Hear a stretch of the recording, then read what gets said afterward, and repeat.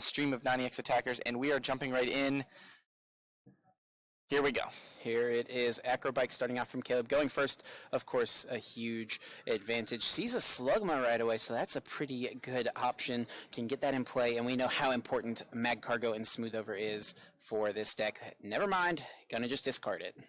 Yeah, on the flip side, Rukan starts Marshadow, and if I remember correctly, he started this exact Pokemon the last time he played Caleb. Rukan, of course, runs no outs to Shrine of Punishment, so he'll need to get creative when that eventually hits the board from Caleb. Looks like Caleb's having to eye up a Rangaroo. Maybe he has a little bit of an awkward hand. Yeah, one of the few downsides of this Buzzgarb Shrine is if your opening hand is kind of poor and you have Ultra Ball, you don't get to bail yourself out with that Tapu Lele because they want to guarantee a Sledgehammer turn, and Tapu Lele, of course, presents a small opening for an opponent to get around that. And over on Rukan's side, too, as you mentioned, started that Marshadow GX, and that's probably one of the last starters he wanted to see. Probably that and the Dawnwings Necrozma are pretty bad for him. One being weak to Dark, which is Weavile, and this one, not only does it just have 150 HP, but it's also weak to Psychic, and Rukan plays so many items. Trash Lynch could definitely be a pretty big threat pretty fast. Yeah, we saw Caleb discard the Judge with those Ultra Balls. You know, I'm not sure if he had the Cynthia before or if he drew into it with the Rangaroo, but he's just trying to see as many cards as possible. You know, I think if he can get a Slugma down here, maybe another Trubbish as well. But all in all, this is a pretty good opener for Caleb. And we do see the Slugma. Yeah, gets that back with the Rescue Stretcher.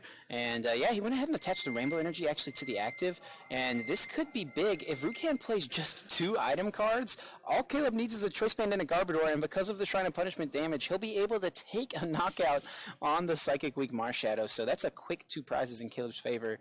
And, yep, there's 2 items down. So if Caleb can find those other cards. Yeah, Rukan understands that in order to set up, he needs to play a lot of items. And when he does, this Marshadow is hitting the grave. And, you know, unfortunately, he needs to let the Marshadow die as soon as possible here. He attaches an energy. I don't know what one energy psychic attackers he has. I think he's maybe just wanting to burn a card out of his hand to not only draw more with Lily, but it'll also be an energy that goes to the discard pile once the Marshadow gets knocked out. Yeah, he can also pay to retreat the Marshadow if he wants. I'm not sure. Judges are stopping for something. Want to make sure we have the right number of cards drawn, maybe? So, they're saying he didn't shuffle his deck, I think, after the Mysterious Treasure for the Lily. Oh, interesting. Okay. Rukan does play pretty quickly, so maybe he did, you know, just sequencing error on that. Okay. Yeah, we'll see what it is. I'm not sure how that will affect. Yeah, so they'll just shuffle his deck, they'll put it back. There may be a penalty. We'll get an update on that if that's the case. I mean, this is the finals, right? We want to make sure things are played properly. Right. You know, it's important that things procedurally are done correctly. And yeah, it's sounding like there might be a 2-prize loss for Rukan, which is just devastating, honestly. And that, yeah, I agree. It's bad because Caleb is 2 prizes closer, but Caleb still has the Marshadow, and Rukan just concedes immediately because he understands that Caleb would realistically only need to take 2 other prizes. Yeah, so we're heading into a game 2 already. That's a pretty fast game 1 in the finals here. Yeah, but, you know, it kind of makes sense. Rukan started that Marshadow. That's 2 prizes. And the 2-prize penalty is 4 prizes. And Caleb Gedemer can almost certainly take just 2 prizes over the course of that game. So Rukan, you know, no real reason to play it out. Caleb had the Slugma and the Oranguru. Next turn he was probably going to get the Macargo, and that would almost certainly just spell disaster for Rukan. Yeah, good catches by the judges. These players are, pretty tired. They've been playing so long, 2 days worth of Pokemon. They're the last 2 remaining in the tournament, of course. So good eye on both of the judges, and we stopped that pretty quick and resolved it. And looks like we're heading into game 2. Yeah, definitely.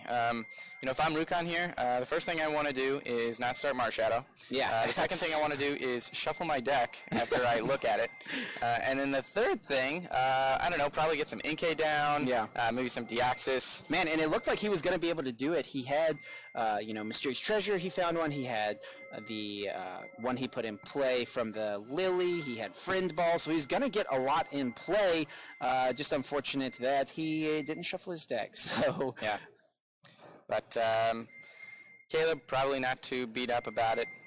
Now Caleb is just one game away from claiming the Philadelphia regional title. Rukan obviously going to fight back if he can. This is where Rukan wants to be, going first against this Buzzgarb Shrine deck that gives him a turn to get Inkay down, that gives him a turn to get energy into the discard, and he can possibly get the first knockout. Let's also not forget what is on the line here in this finals match. By getting to the finals, these players have both guaranteed themselves at least $2,500. Yep. Second place does walk away with that, but first place not only gets the title of regional champion, 200 championship points, $5,000, and also a huge jump start on the season and potential stipends later on in the year. So a lot going for both of those options. Yeah, Caleb started with one of two Pokemon that Rukan cannot abuse with Friend Ball, starting with that Slugma. The other one I believe is Oranguru. But he did start, I think that's a Mimikyu. The glare makes it a little difficult to see. It's not a GX. That's for sure, which means that unless something goes terribly wrong for Rukan, we will not see a GX hit his side of the board. Yeah, and he's already got 2 Inkays in play, which is just what he wants to do. Definitely wants to try to find a Lily if he can, drawing multiple cards. And, he's checking his deck here, seeing what is prized. Yeah, the active, we just got confirmation the active is Mimikyu. So that could draw him some cards with his Filch attacks. Yep. Can't attack on the first turn, but it's not totally dead sitting up in the active spot. Yeah, so just taking his time. Rukan's, definitely known as a by the numbers person. He does a lot of calculations, figures out correct lines of play, and so by memorizing his prize cards here, he's gonna be able to utilize that to the full effect. And Marshadow turn 1, this could be really big. Yeah, we saw this a couple times already. Judge against this Buzzgarb Shrine. If you're not set up, Judge can be really punishing because the deck is clunky, and so Rukan might actually be able to just steal a quick game through this let loose ability. Yeah, and even though he is shuffling cards into his deck and drawing 4, he has not played a supporter still, so he could still find something like a Lily here and draw up to a bunch more cards. There's an Acrobike. I think Rukan, as we kind of mentioned, just the way his deck is built, he kind of accepts okay, I'm going to play a lot of items. I'm not even going to worry about trying to think of Garbodor. I'm just going to play my cards and try to set up consistently. Ooh, just a pass. This is big for Caleb. What are his 4 cards? It's an Acrobike. He's got an Acrobike to start. I don't see a supporter looks like a that Guzma draws. Rainbow. Guzma Rainbow, Slugma, and Weavile. So this Acrobike is pretty big. And I think if it was a supporter, he would have taken that, immediately. Yeah. Ooh, it's a Diancie.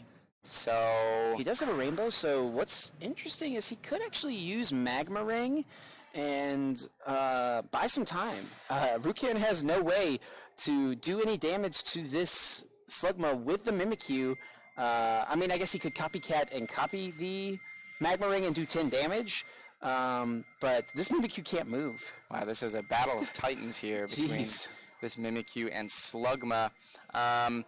However, if Rukan can get a supporter here, I'm gonna guess that Rukan is attaching to this Mimikyu or this Marshadow. Rukan doesn't have anything either, but he does have Filch. Oh, he does have a Cynthia. Yeah. So I actually would have maybe held that attachment in case he got Deoxys.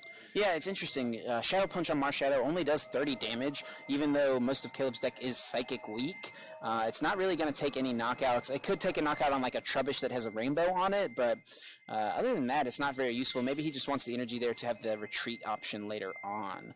I suppose. He has a chance to win the game this turn, but I guess... he can't retreat the Mimikyu is the thing. He's got an escape orb on the Mimikyu. Yeah, but the escape orb only lets it retreat under special conditions. It's not effects of the attack. Oh, does Magma Ring... Magma Ring makes it so you can't retreat, that's right. Yeah. Okay. Well, that's your encyclopedic knowledge of... Oh, this is it! He wins! He just invasions! 2 psychic recharges! Wow. Dark Flash. That was a fantastic Cynthia. And in less than 10 minutes, we're headed to Game 3 of the finals. What is happening right now? Wow. These two turbo, I guess, donk decks, kind of. I'm not really sure, but I don't think either of these players really expected this to happen, but we've got 64 minutes for maybe another donk, I guess, even. Definitely not expecting that. Not what I was expecting at all from these games. Rukan scooped game 1, of course, immediately after receiving a double prize penalty. And Caleb, he had another Slugma, I think, in his hand. Chose not to bench it because he didn't want to give Rukan the Guzma out. Yeah. But Rukan ends up finding his one copy of Dawn Wings Necrozma GX, finds an energy, and the Psychic recharges, and is able to take the knockout. What just happened? It's interesting. There are a lot of times players will find themselves in situations where they have a lone basic in play and one in their hand, and they're deciding what the likelihood of getting donked is. And it seems like more often than not, they won't play another basic, and that means they're almost certainly going to get donked because that's how Pokemon works, I guess. Rukan saw the lone Slugma and decided to Cynthia into double Malamar, Energy, and Dawn Wings. So this game, I think both players want to adapt their strategy, probably want to play the game, maybe actually fight for that 5,000 and the title. So we'll see what happens. Already looks a little bit better from both players. So it looks like Sneasel start over on Caleb's side. Acrobike as well. Going to discard an Ultra Ball with it and has access to more cards in his deck. He's got a Slugma in his hand, I think. I think there's a... I think it might be it's a Macargo, but I think he has the Weavile in his hand as well. Okay. And a a Trash Lance that he discarded. Probably wants to just grab a Buzz here. No, actually takes the Oranguru. I don't think he has a supporter, so he wants to be able to burn as many cards as he can to draw out of it. But this kind of signals an ugly opening hand from Caleb. So we're gonna check on. Looks like he's Caleb's Ultra Balled, and he's gonna rescue Stretcher. He's gonna rescue Stretcher to Pokemon back into the deck. Yeah, if I'm Caleb here, I really just want to find another supporter, Lily or a Cynthia if he can. He finds an Acrobike.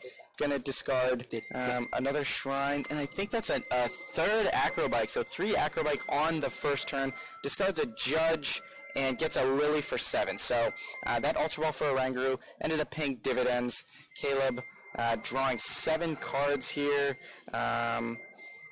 He probably just wants a Trubbish. He's got the Buzz down, obviously. But if he can find like a Nest Ball for a Slugma or for a Trubbish, either is fine. Okay, so it looks like there's been a stoppage of play. Judges are going to have a discussion here. I think they might be talking about something that happened at the end of last game. So we're going to take a look at that. But for now, we can just kind of think about, like, how is this matchup actually, supposed to play out? These games have been very interesting so far. Yeah, definitely. Game 1 wasn't really a game. Game 2 wasn't really a game. Game 3 looks already to be more of a game. Caleb's had a pretty phenomenal turn 1 so far. Got the Shrine down. That's going to stick. He's got a Oranguru. He's got Buzz. Really all he wants is probably Slugma, maybe Trubbish. Yeah, I mean, we've seen Macargo just be so important for this deck throughout the whole weekend, right? So getting Slugmas out is so crucial, especially like when you have things like these 1/1 attackers with Weavile. You've got, specific energies you need for each turn. So it's definitely something interesting. Is this a Beast Energy? On the Sneasel, yeah. So definitely not where you usually want to put your Beast Energy, but Caleb having to do what he had to do. Yeah, so we're just waiting. Judges are conferring. We'll bring you an update when we do hear anything. But it's pretty interesting. Of all of the decks that we saw this tournament, in Brazil, the Buzz Shrine decks really, really took over. Yeah. Totally changed the meta. And then, in top 4, we saw Zorik Bennett. I don't think a deck that a lot of people considered. Sure. We saw the Metagross Solgaleo deck I don't think anybody considered. Absolutely. Dascan, a deck that nobody considered as well. And then, of course, I think maybe one of the favorites, if not the favorite, going in. We are waiting, I think... The judges were reviewing something on the stream, so they've watched some video back. So they're making sure everything is going to be done according to how it's supposed to. But yeah, it's actually interesting you talk about Brazil before this tournament, and that regional's taking place. And that regional's taking place. How it just really shook up what the expected meta was. I wonder what this weekend would have looked like if Brazil Regionals never took place. Would we have seen all these Shrine of Punishments decks still do so well? It seems like a deck that people were testing still, so it seems like a natural progression for the format based on where Rayquaza decks were so popular. And we saw Rayquaza decks actually adapting to that expected meta, playing things like Shining Lugia we saw from Andrew Mahone, and the Delmise we saw in Jose Morero's deck, both of those on stream. So, it'll be interesting to see moving forward how those decks function. My guess is if we didn't see the Shrine decks kind of take over from Brazil, we see a lot more of this guy. It probably wouldn't have the counters, and I would imagine, the people testing that Buzz Shrine deck probably would have still played it. Yeah. Would have been a lot more under the radar, a lot less countered, would have been, even more effective. I mean, it's in the probably finals. Wouldn't have hit any Delmises. Shining Lugia probably wouldn't have been a $50 card the morning of the tournament. Yeah. I would imagine Gascan would still be here. I think Rukan was pretty set on Gascan. I think so too. Yeah. We can see he actually submitted his list. I guess it's Friday evening. Not super late. Some players usually wait until it's already become Saturday morning, 1 or 2 a.m. They test all night, try to figure things out. So it looks like judges have finalized things. We're going to get word here in just a moment and update you guys if we can on what happened. So it sounds like Rukan is going to receive a double prize penalty for double attachment he had in the last game. I believe he attached to the Mimikyu and then to the Dawnwings that same turn. I think it was the Marshadow on the bench. Oh, maybe it was. It was the Marshadow. Sorry. Sounds like there was an accidental double attachment there. The game has been, progressed from that point, so can't really fix Game 2. The Game 3 has already started. So since Caleb conceded the game, we're going to head into Game 3 still. Rukan will receive a double prize loss. Caleb doesn't really need to take 4 prizes to win this one. Yeah, definitely. He's back in that first game, mode where he, only needs to take 4 prizes. But Rukan, fortunately did not start a GX this time, so Rukan at least can make it a fight. It's kind of an uphill battle though because both of these decks are built to take a prize every turn. I think Rukan's best bet, honestly, is going to make sure that Caleb doesn't get Macargo in play, and so then he can hope that Caleb will whiff a crucial turn here or there to try and claw back into this game. Yeah, I think he has to hope for Caleb's clunky deck to clunk up without Magcargo, right? Yep. That's kind of what it's got to be. I mean, Rukan's deck, we see, looking at his list, it's just 4, 4, 4, 4, 4, 4 in the trainer's column. So consistent, just knows what he wants to do, and has been pretty straightforward, and it's gotten him this far here to the finals. Yeah. Rukan actually has 7 different cards that have 4 copies of each of them, and then just 2 Friend Ball and 2 Rescue Stretcher. His deck is built to go, and he is going to need to just gun it here. He's got to just target down these Macargo as soon as he can, I think, and then just kind of go from there. If he does that and he removes Macargo from play, maybe he can start using a GX like a Dawnwings later. Sure. I think Moon's Eclipse GX is a huge attack in this matchup. Can definitely be really big and get things back into Rukan's favor. So we're heading back into the game. All right. Remember when we just left the game, Caleb had just low lead for, I believe it was 7. He has already instructed. He's played triple Acrobike. So really, like we talked about, all he wants here, a Slugma preferably. Trubbish is good too. He attached the Beast Energy to Sneasel. So Caleb's got an ideal board. I'm not sure. Maybe he's... Yeah, the last thing I think he's missing here is the Slugma turn 1, which hopefully he can find with one of these cards in his large hand.